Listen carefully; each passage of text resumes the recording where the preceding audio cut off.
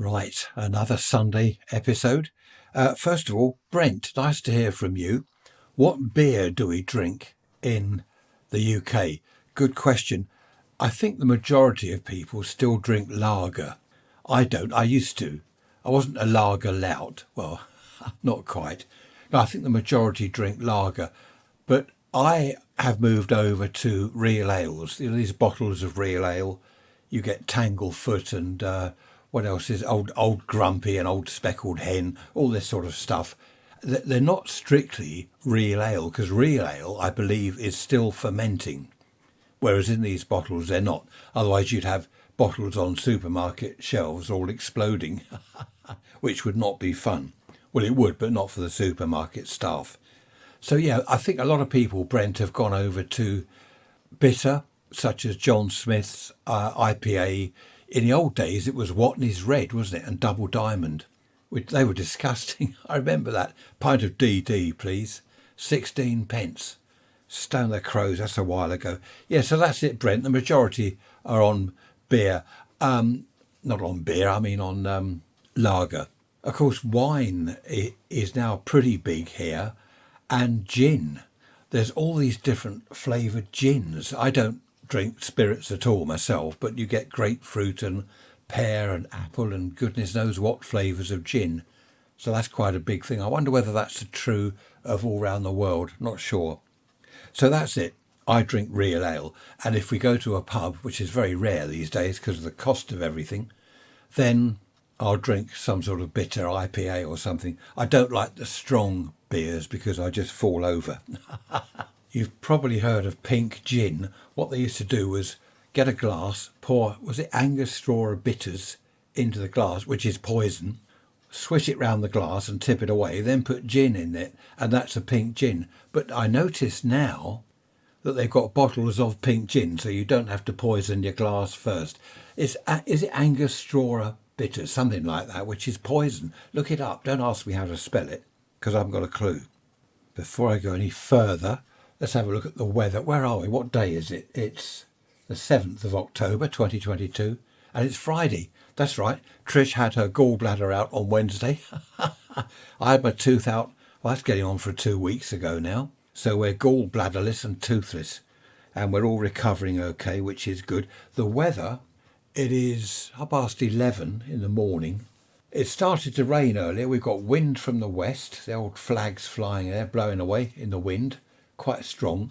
The temperature is 16 degrees, which is 60.8 Fahrenheit, and the barometric pressure is 1020 millibars, if anyone's interested in that, which I doubt they are. Now, Bob mentioned this, along with several others. Hello, Bob. Changing people. I've got a little story. Back in the early 1970s, we all used to pile into the pub, as I've told you many times before, and one of our crowd was Jeff. Now, Jeff, what age were we? I don't know how old we were, 20s, early 20s. Jeff was a lovely chap. He always dressed impeccably. He wore flared trousers, as people did in those days. Yeah, we had jeans. I was a bit of a hippie. Flared trousers, a shirt, tailored at the waist, you know, where it goes in. I couldn't wear those now. I used to. They'd have to be tailored so they go out these days. And he wore a jacket, a beautiful jacket, which was, again, tailored at the waist. And he looked really smart. He had a droopy moustache, and his hair was not long like most of us in those days. His hair was all perfectly done. He was just so well groomed. A lovely chap, but just not a hippie type. He met a girl and, as Bob was saying, disappeared from the crowd for a while, just for a few weeks. Well, not disappeared totally. We did see him.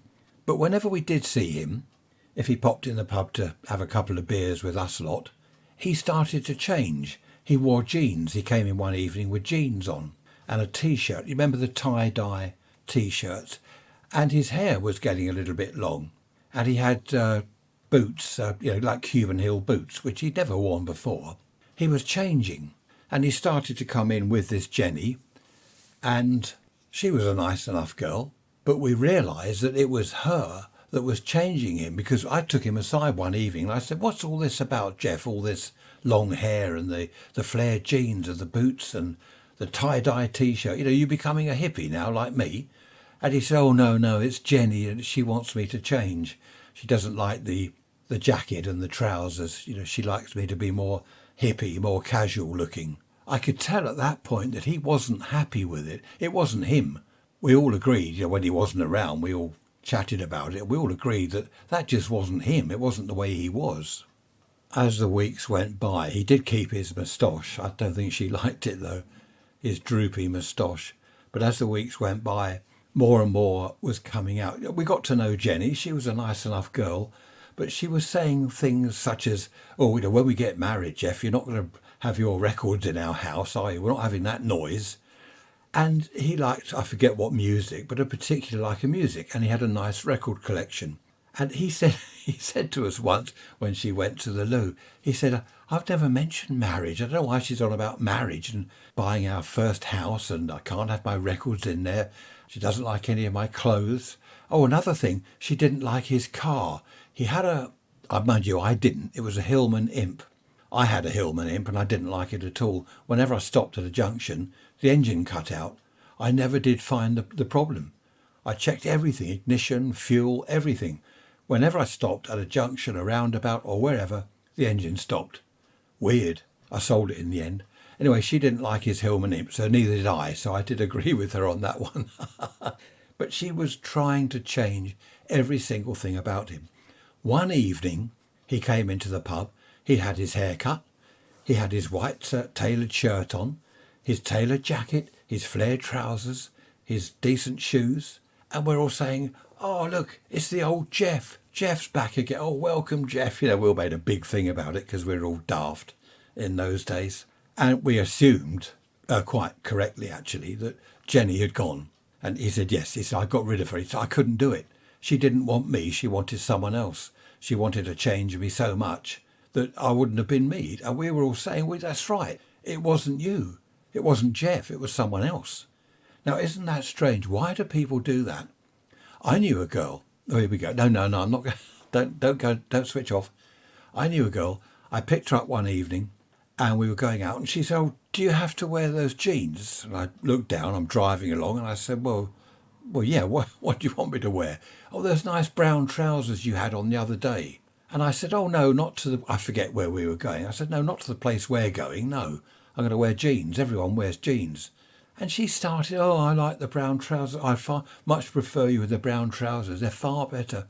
In the end, she said, look, let's swing by your house and you can change. It's on the way. And I said, no, I'm not going to change. Anyway, that was that evening. Afterwards, I took her home and she said, oh, I'll see you tomorrow. And I just said, no.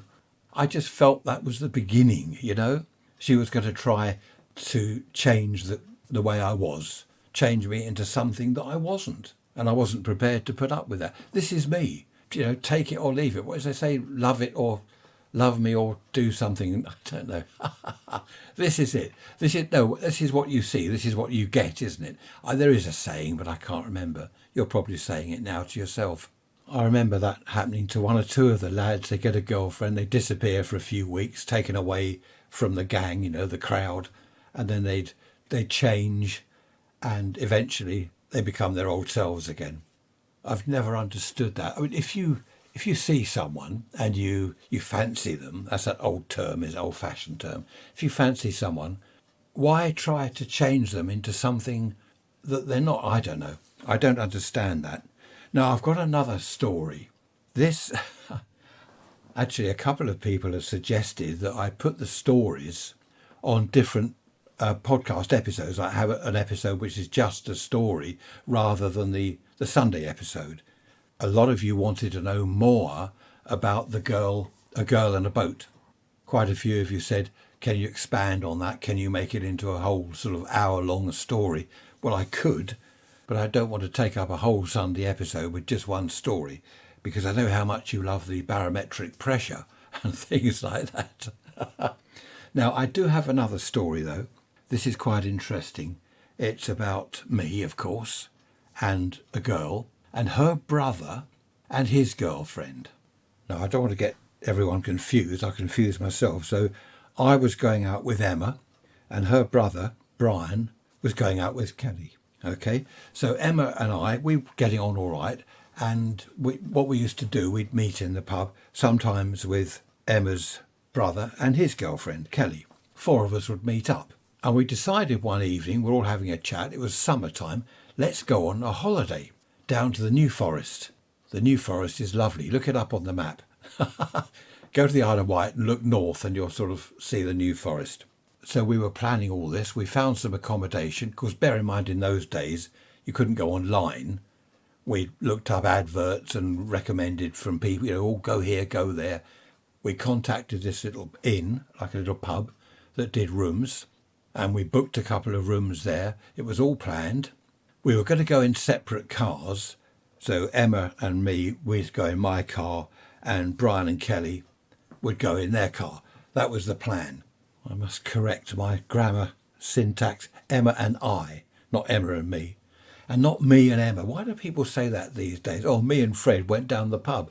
No, you didn't. Fred and I went down the pub. Anyway, we won't go into an English lesson.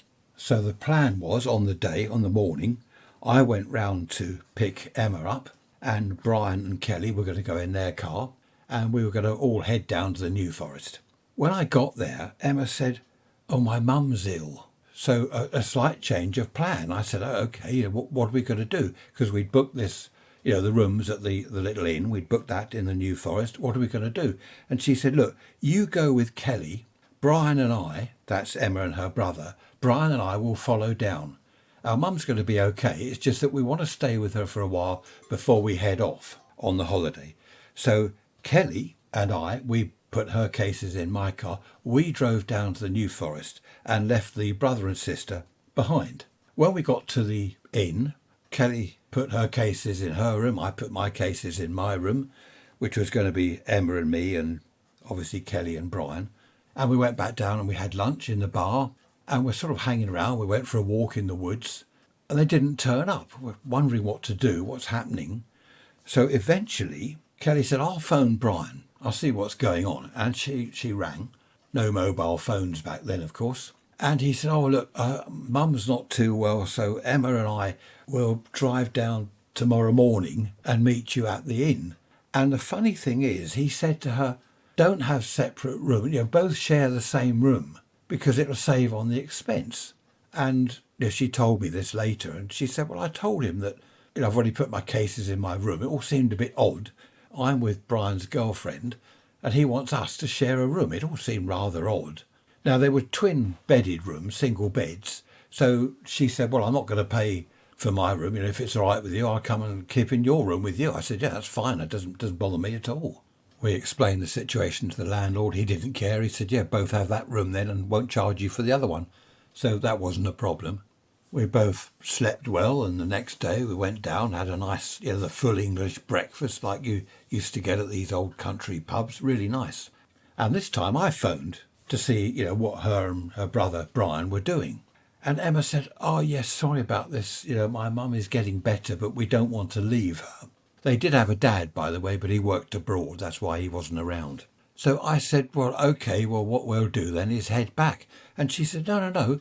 Both have the holiday, enjoy the week. You might as well, you're both there now, so just enjoy the week. And I said, "Okay, well, I'll phone later, see how things are." And I told Kelly this. I said, "This is a bit odd.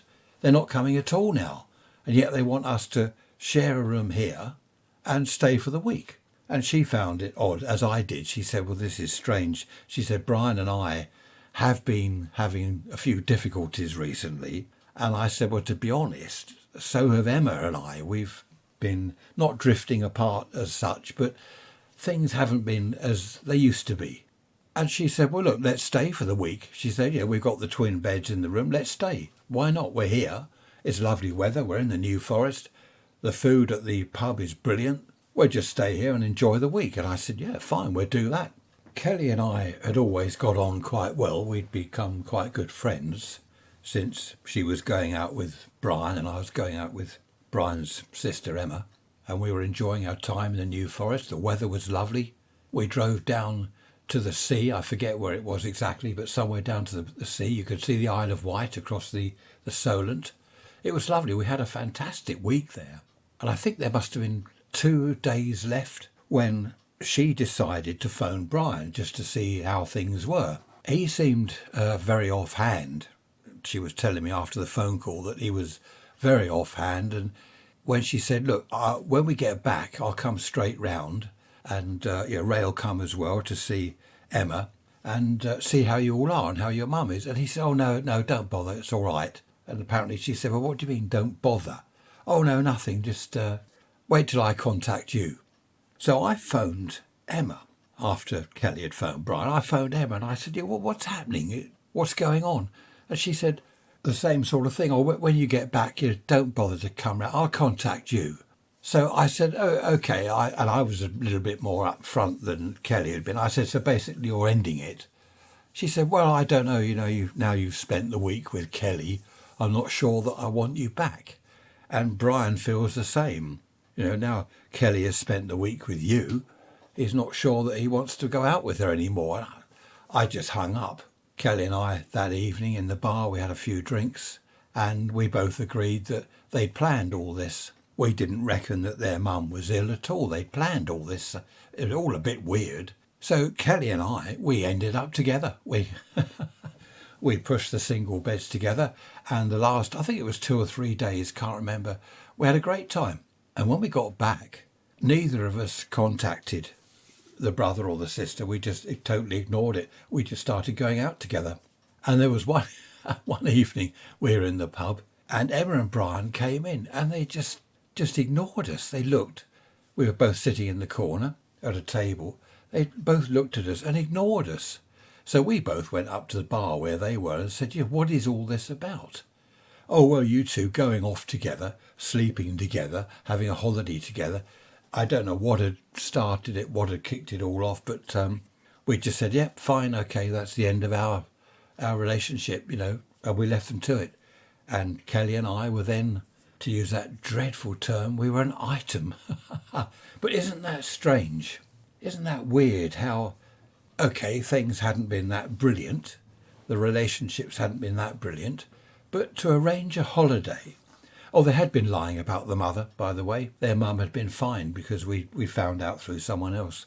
So they planned the whole thing. I don't know at what stage they decided that they wouldn't go on the holiday. I don't suppose they would have arranged it all knowing that they weren't going to go. I don't know. Maybe they would. Perhaps that's what they did. I've no idea. So that was the end of Emma and Brian. And Kelly and I were together. Talk about a tangled web we weave or something. Good grief, stone the crows even, a tangled web, it is indeed. That little pub or inn that we stayed at, it was fantastic. That was the days where it was all home-cooked food, they didn't have lorries turn up with pre-cooked meals that you just microwave, stuff like that. It was really nice. The landlord, and his wife, they were a lovely couple. They just made us really welcome and they gave us extra food and drinks on the house. Yeah, I remember a couple of times I ordered the drinks. Oh, that's on us. That's all right. That's on the house. Really nice. And in fact, we went back there only, a few months later. It was still summer, autumn. We went back there and we we had another week there.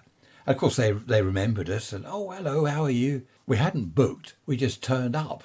And that was not a problem there. They found us a room. So fantastic. I do like the New Forest. I've said all this before, haven't I, in the West Country. And of course, we went down to Bournemouth recently because I told you about the drinks prices there. Oh, dear. You couldn't afford to be an alcoholic, not living in a hotel. Anyway, there we are. Bournemouth was lovely. And it's not such a bad journey, really, down the A27, which becomes the M27, and then the A31 down to Bournemouth. Look it up on the map.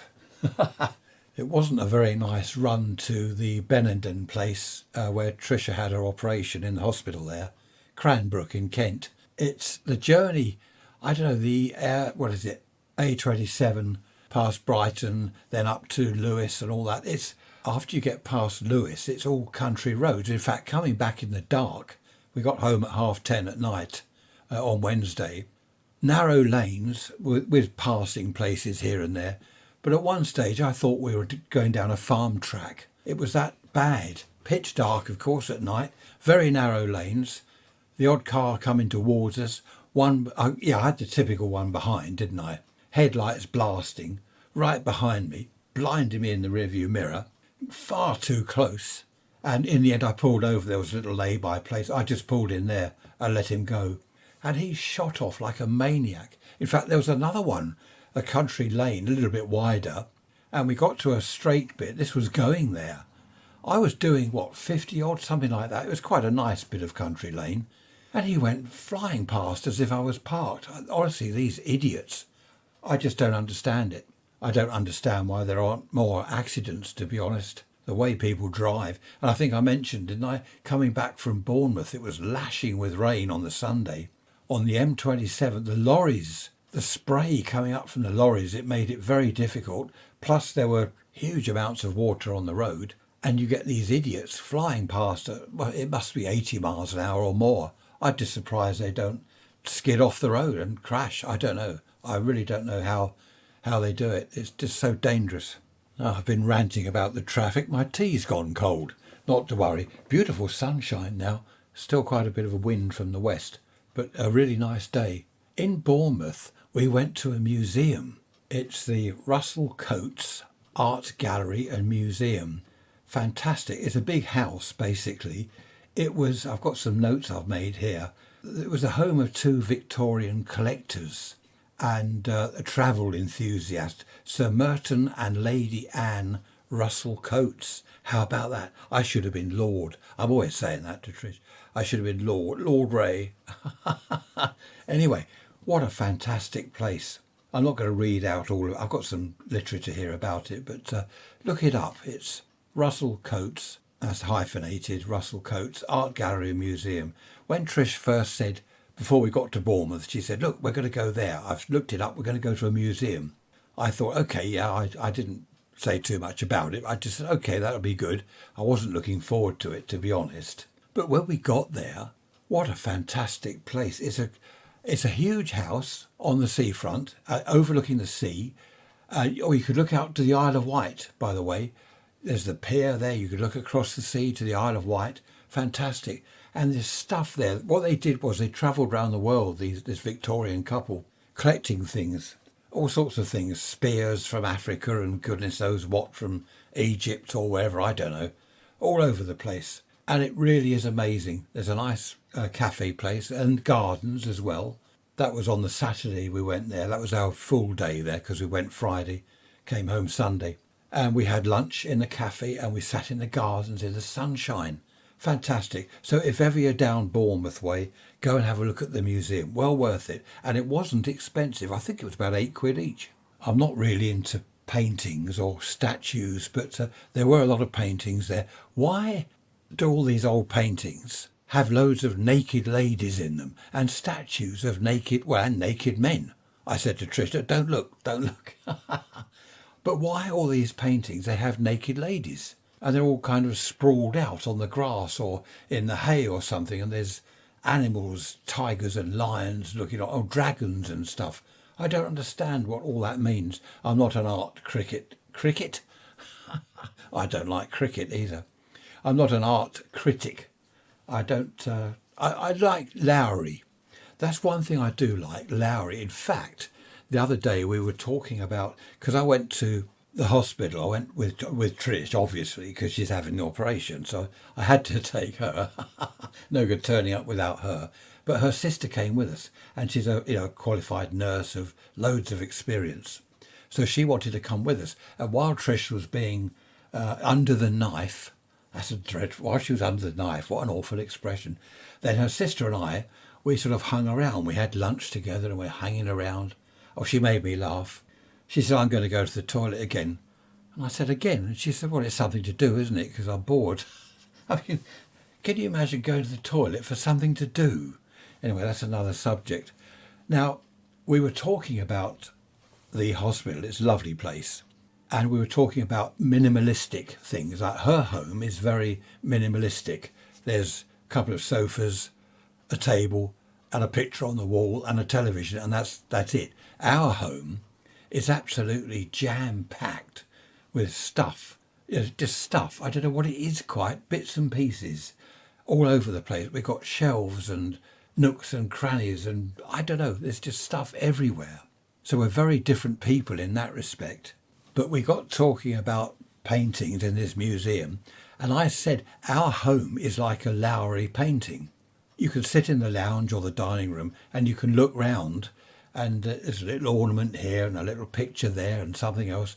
And the next time you come round, and she agreed with this, next time someone comes round, they'll look again. Oh, I didn't notice that last time. That's why I like the Lowry paintings. You can look at all the, the kids in their clogs and dogs and stuff, and factories with smoke coming out of chimneys. It's an interesting scene. There are things to look at. Whereas paintings like the ones we saw at the museum in Bournemouth, there's just sort of a naked lady sprawled across a load of grass. You think, well, what? Okay, it's a naked lady. Why, firstly, hasn't she got her clothes on? And there's not much to look at. I mean, it was painted nicely. It was good. But I don't know. I would rather look at a picture which is more like our house, full of interesting stuff, or not interesting. I don't know. Depends what you think. But luckily, Trish and I are both the same. We both agree that we like all this stuff everywhere. It makes it homely, I think, anyway. In fact, my sister came round this morning and she said, oh, I love your house. It's like a cottage, like a country cottage. So that's good. We like it anyway. I can hear an aeroplane now coming out of Shoreham. Sun's out. In the hospital in Kent, it was a private hospital because we got the health insurance stuff. And we would have gone NHS, but the waiting list was a long, long time. Anyway, that's all beside the point. In the hospital, they've got big screens and the pictures kept changing, and it's old medical instruments. And of course, my sister-in-law, being a nurse all her life, she was well into that, and she was recognising some of the old stuff. And it's fantastic looking at some of the instruments. I said to her, it's like they might use in a torture chamber. Some of these awful looking instruments and big sort of injecting things with huge needles and clamps. Well, you might be eating a dinner or you might not like the sound of all that, but I find it fascinating.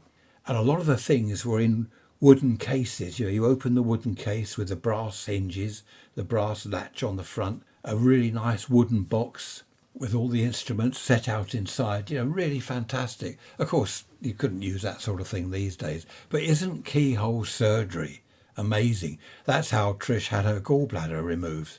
Keyhole surgery. Unlike when I had my liver sewn up when I was 14, a huge cut right up the front of my stomach to get inside. So yes, it is fantastic the way technology has come on. Someone has said to me recently, talking about the hospital, someone said to me, you're always on about, you love the 50s or the 60s. They wouldn't have had this sort of operation back then. I don't dislike everything about these days. I think this chap I was talking to, he gets it all wrong. I'm not totally for the 50s and 60s and anti these days. Obviously, things have come on. Technology has come on. Everything has come on really well. And of course, they're saving lives now that they couldn't have done in the 50s and 60s. They just didn't have the technology. But I do like the 50s and 60s in most respects, I suppose. When they operated on me, I was 14. So when was that? 1960, I don't know, 5 or something, 64, I think. No, 5. I don't know when it was. I can't remember. But when they operated on me, I went in an old-fashioned ambulance, with the bell ringing, ding-a-ling-a-ling. And there was the old part of Worthing Hospital, which has all been pulled down now. And there was a matron, a bit like Hattie Jakes, on the Carry On films. Nurse, clean that up immediately. Oh, yes, matron. It was fantastic, the way it was run. Anyway, we don't want to go on about my liver, do we? You might be having liver for your dinner. If you are eating your dinner, I won't go on much longer, but in the old days, they had the grave robbers, didn't they? Now, people think that's awful, but that was the only way they could learn. I was talking to my sister-in-law about this, and she was saying, how else could they learn about bodies? What was inside your body, how to heal it, how to repair stuff. They had to have things to cut up. Anyway, that's enough about that. What else can I tell you about? Talking of the 50s and 60s, I have to say, although I loved Bournemouth, I've been there a few times before. It's lovely, really well worth a visit. But we were looking for somewhere for lunch, walking around the town and the shops, And I don't know, there's McDonald's and places like that. I wanted to find not a little quaint tea room as such, but somewhere, I don't know. How do I explain it? You know what I mean? Not like McDonald's. We did find somewhere in the end. It was okay. I think it was run by a Polish chap, and it was nice. I had omelette and chips, which was nice. But I was looking for, I suppose I'm old-fashioned, aren't I? I couldn't find a tea room where perhaps we could have a light lunch and a pot of tea for two. But there we are. I do like to think back to the way towns used to be. Doesn't matter whether it's Bournemouth, Brighton or wherever. Just the way they used to be. They were, no, quaint is the wrong word. That's not the word I'm looking for, is it? But you'd have the little tea shops and things like that, which were nice. There was the pier at Bournemouth. We didn't go on the pier. I don't like piers anymore. Which pier is it on the island? Is it Sandown Pier? I think it's Sandown or Shanklin. It is all, you have to walk to go to the end of the pier. You have to walk through this huge, like a hallway, I suppose, enclosed area. And it is full of fruit machines and gaming machines, and the noise in there. It's just awful. I want to go onto a pier to look at the sea and to look at the seashore and the buildings out, from out at sea. That's what piers are all about, wasn't it? You take a stroll along the pier, possibly a little cafe place at the end. Again, a little quaint sort of English little place at the end where you can have a cup of tea and a scone or a scone, depending on where you come from. What? But it's just full of fruit machines and the noise and the kids in there stuffing all their pound coins into these slots. I hate it. I just hate it. Back in the 1950s, even going back that far, there were fruit machines on Worthing Pier, I remember. Not loads, and not the noise and the music and all the flashing lights. They were like the one-arm bandit things, and they had a little machine with ball bearings that you put in your penny, and it would go whiz round, round, round, and then it would stop at a slot, and it would say win or lose. And of course it always went down the hole that said lose. But that, I remember, I must have been, 10 years old? That is how I learnt the difference in the spelling, loose and lose. Loose is double O, lose is one O. I always remember how to spell lose because I always lost on that penny slot machine. And L-O-S-E it would say every time my ball bearing went down the L-O-S-E hole. But honestly, the amount of people that get this spelling wrong. I wouldn't like to loose my book. Loose my book? You mean lose? Illiterate. Why do people get everything so wrong, spelling-wise, on computers? There's a spell check. People that comment on Twitter or Facebook, honestly, the amount of times they get their spelling completely wrong, the spell check will correct it. I suppose they ignore that, or can you switch it off? I don't know. There's this preemptive text or whatever they call it. That's awful. You're right, I got into my car and it'll say I got into my cupboard. What? Got into your cupboard? What are you talking about? That's technology for you. Now, here's the thing. People won't learn to spell anymore, will they? They won't need to learn to spell because whatever you type, it corrects it for you. Well, unless you turn it off. So people don't need to learn to add up and multiply and subtract and divide. You just ask Alexa. I must admit, I do. I just ask Alexa anything. What time is it? What day is it? I do. I have to ask her what day it is sometimes. So there's a good side to all this modern technology and there's a bad side, isn't it? People not learning. I mean, I've heard people in the supermarket and I've heard people, oh, look, there's 4 cans there for £2.50 or the tins of beans, if you buy them singly, are that price. Now, which is best? And they can't work it out in their heads. They get out a calculator or they ask, like I've got Alexa on my watch. And I ask her things on there. In fact, I think it's gone. It's disappeared. I had Alexa on here and then it disappeared. So I went into the app and put Alexa back on. And now it's disappeared again, so I can't be bothered with it. While Trish is recovering from the operation, I'm in charge. I've done the washing and I've hung the washing out. And I've made her lunch, took her breakfast and tea in bed.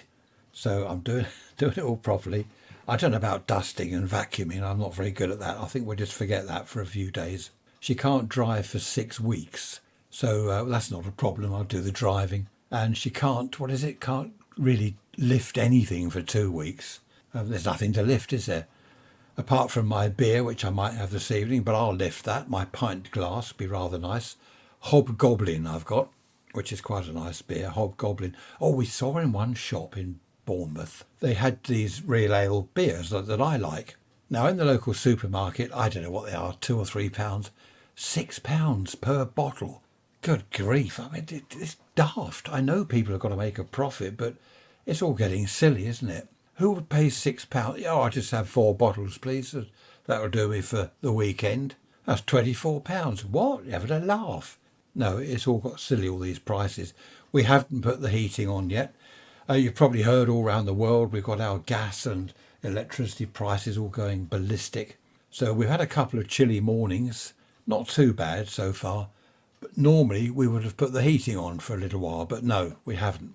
I like the coal fire if it gets chilly in the afternoon. Have the coal fire going in the dining room, just like the good old days. In our dining room, it's a big fireplace, and they would have had a range in there, you know, the old cooking range, because the dining room, our house is 100 years old this year. That was the kitchen. Our kitchen was the scullery, what they called the scullery. So in the big dining room, which was the kitchen, that's where they had the cooking range. And I have often said to Trish, why don't we try and get a range and stick one in the chimney hole? What's the proper name for a chimney hole? It wouldn't be a fireplace, would it? Well, it's the hole where you put the range. But they're very expensive, and she has said, no, I don't think we want that. I don't know. I think if one turned up at the right price, because they're different sizes, so it's got to fit, obviously. You can't start hacking the bricks away, the chimney will fall down. But that would be nice to have the range, you know, you put your coal in it, and there's an oven, isn't there, in these ranges where you bake bread. We bake bread in our bread machine. Well, I say we bake it, the machine does it. It whirs away for an hour or two, and then it beeps, and you open the lid, and there's a loaf of bread.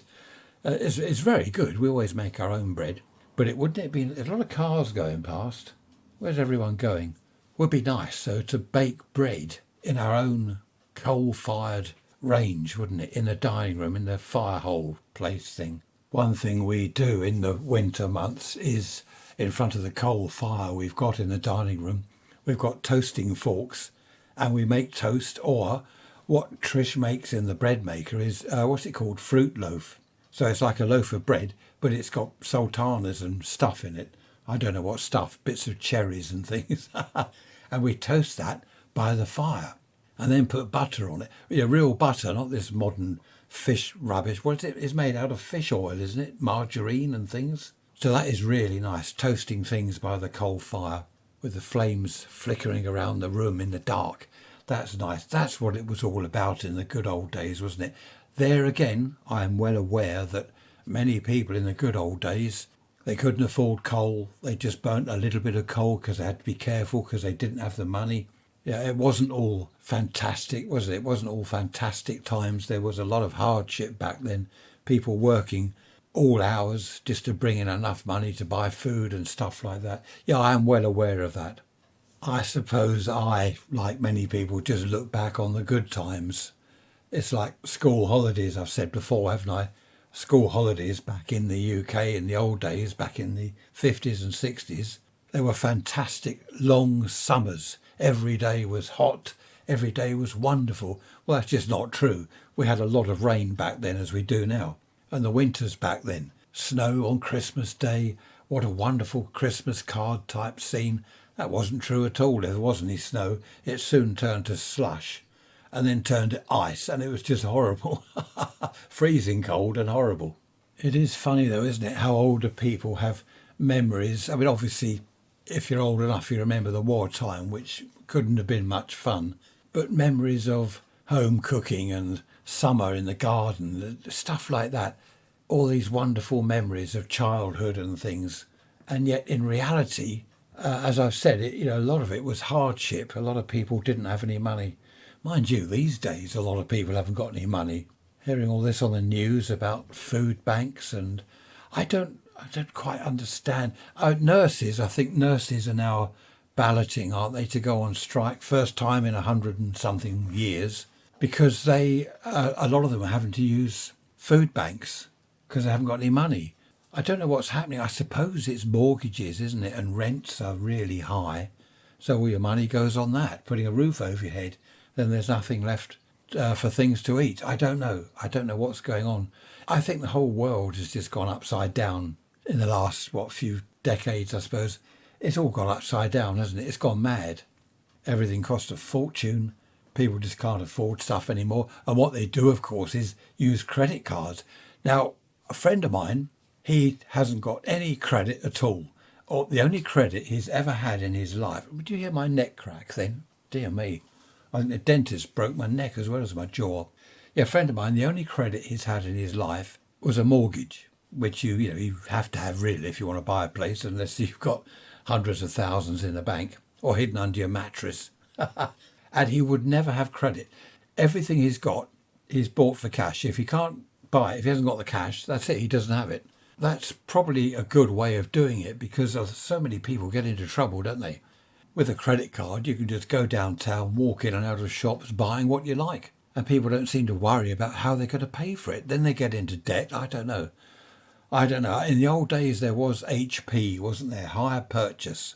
So you put a deposit down, then you pay 2 shillings a week or whatever. And very often a chap would come round to your house and he'd collect the 2 shillings each week for your HP payment. The Never Never it was called, wasn't it? I'll buy it on the Never Never. But that's the way it was done. Most people didn't have HP. If they didn't have the cash, then they didn't have the goods. My jaw is aching now because the dentist broke it. I think he fractured it. No, I don't think he did. But I might have to end the episode soon. Because also did I tell you I've got a bit of jawbone, exposed? I think I did tell you, didn't I? Sorry, you're probably still having your tea or your dinner or your breakfast, wherever you are in the world. No, you can see a bit of bone. I thought it was a piece of tooth, but it's a piece of bone exposed. He said, that'll cover up, your gum will cover that up in 2 or 3 months' time. Good grief. But it is aching badly, and I keep taking paracetamol. I don't like taking pills, not unless I really have to. So I might have to end the episode a little bit early. Where are we? 42.5 minutes. No, perhaps I can keep going a bit longer. Oh, no, you say, no, end it now. Please end it now. Listen, if you want to email me, raiserants@protonmail.com. What's your house like? Is it minimalistic where you've got a chair, a telly and a table and that's it? Or is it absolutely jam-packed with stuff, trinkets, junk, ornaments, bits and pieces? Let me know. It'd be interesting to hear from you. I don't know where we'd be without museums. I know a lot of youngsters aren't interested in looking at old junk in museums, but when you think about it, I'm just thinking back to all the instruments that were shown on the screens at the hospital. Apparently they're all photographs from their museum. There's a museum at the hospital, but I don't know where that is. We didn't have time for all that anyway. I was too busy having lunch while Trish was on the table. Dear me. But without museums, all of it would be lost, wouldn't it? All these old bits and pieces would be lost. Whether it's old woodworking tools or medical instruments, whatever, it would all be lost and people would just have perhaps photographs. So I do like looking around museums. The Science Museum in London, I'm not going to London anymore. I won't go into that, but it's just not the same anymore. I just don't like it up there. The last time I went, when we went to the Cenotaph, when was that? A few years ago. I forget when it was. It poured with rain all day. It was dreadful. We did a coach trip, which I hate anyway. It was the local military group, because they've all got, my brother-in-law's in it, a Jeep, a Willys Jeep from the 40s and stuff like this. And they organised a coach trip. It was quite interesting, but we got soaked. They all sat in a pub. Lunchtime, they sat in a pub and spent most of the afternoon there. Well, we didn't want to do that. We can do that here. I don't have to go on a coach to London to sit in the pub for the afternoon. I can walk, down the road and sit in a pub. So we were looking around.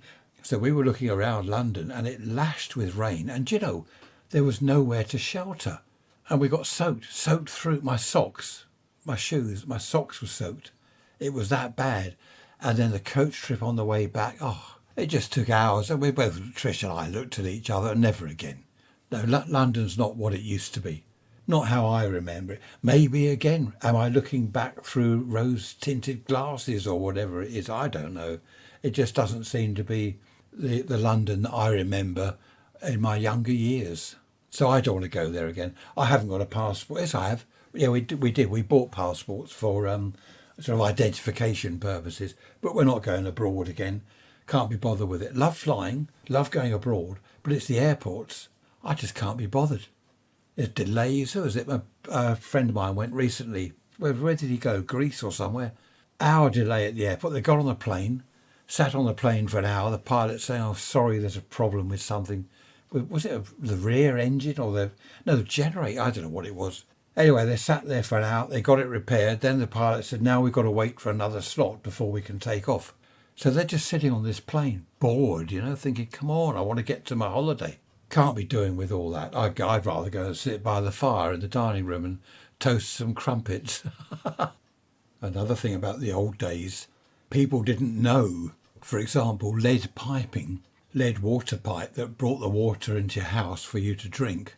People didn't realise that you get lead poisoning from drinking water out of your tap in your kitchen because of the lead piping. Wallpaper apparently had arsenic in it.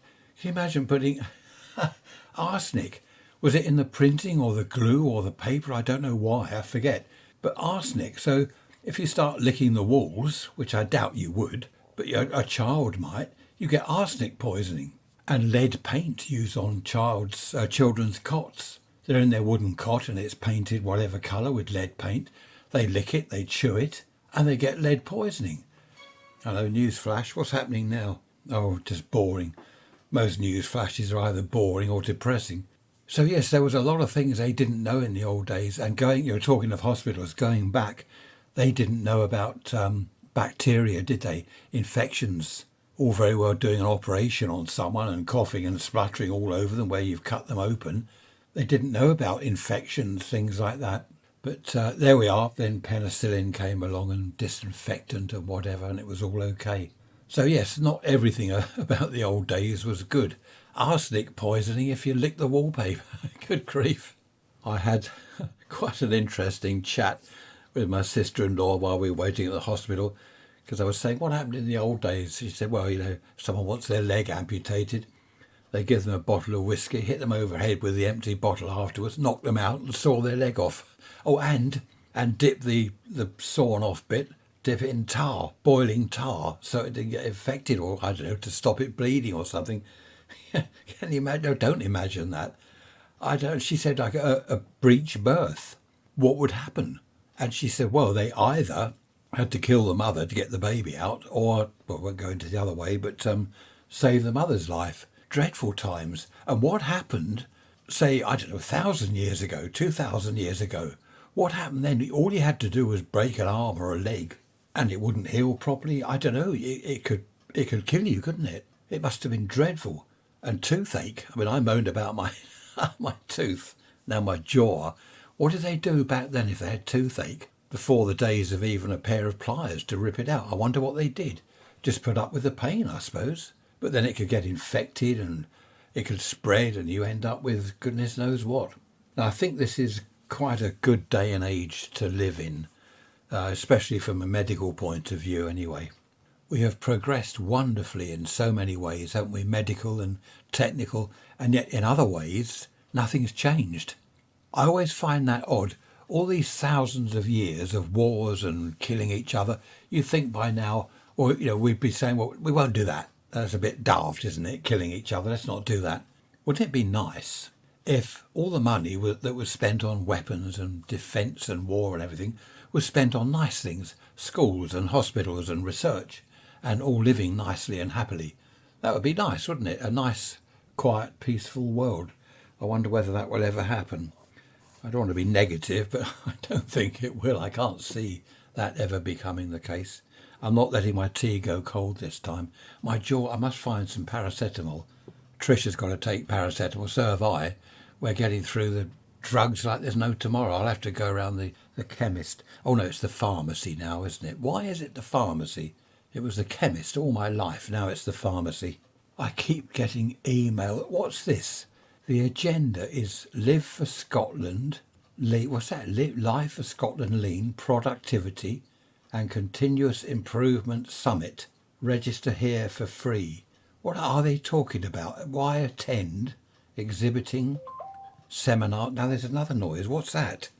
Oh, that's a friend of mine sending me a message. I don't know. There's me saying all this technology is wonderful, but I don't know. Is it?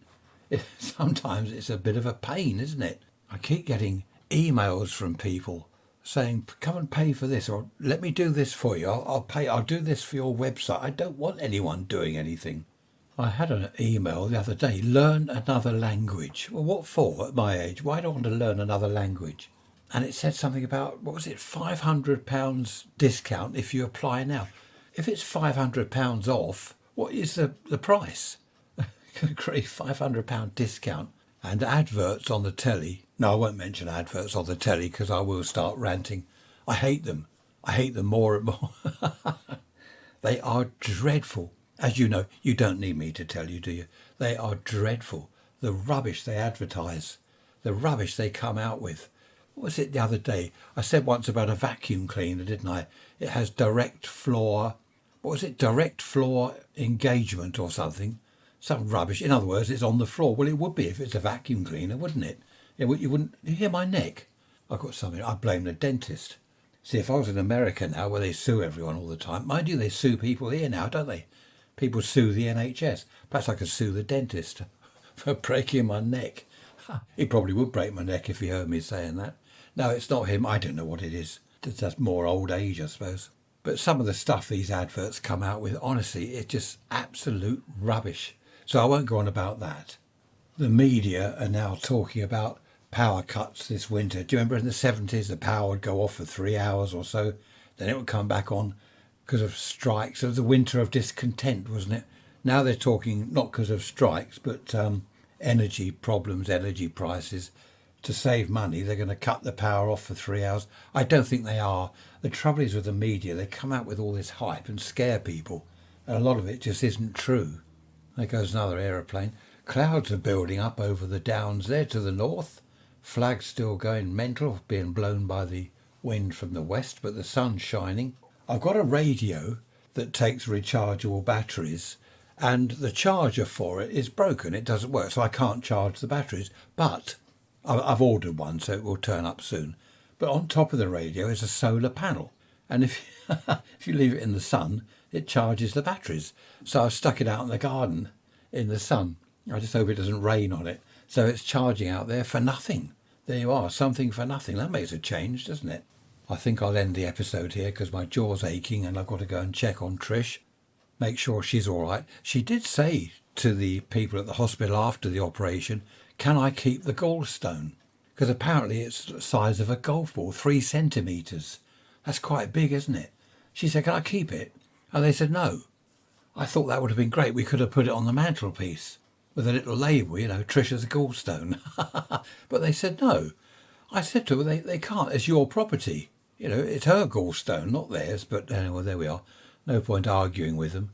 And my sister-in-law said, we could have polished it and mounted it on a little wooden plate with a label, a gold engraved thing, Trisha's gallstone, 2022. On that note, I'm going to clear off. Thank goodness for that, you're saying. Give you a bit of peace. Raise rants at protonmail.com. Email me. Would be nice to hear from you. I've got to rest my mouth, my jaw, got my bones sticking into my tongue and my neck's cracking because it's broken off. Take care, look after yourselves, and I will see you on Wednesday for the midweek message. Bye-bye for now.